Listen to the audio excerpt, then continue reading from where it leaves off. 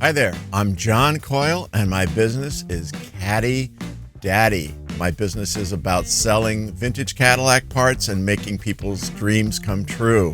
When I first got started, I had a 1953 Cadillac Eldorado as my logo, and I had an auto stereo business and really wanted to own the car.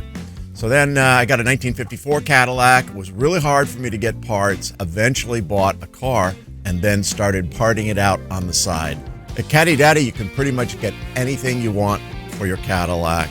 What stands out about us is we stock pretty much everything that we offer, and we stock it deep so we won't run out, so you can get your part really quick. We're working on a employee-owned company, and we're striving so that everybody can have a piece of the pie and know that they're working for their future as time goes along. Caddy Daddy supports a lot of good causes, and which we have up on our site, and we want to give that money back because it's all about giving these days. And if I get a penny, maybe I'll take a dime and I'll be happy, and I want to share it with everybody.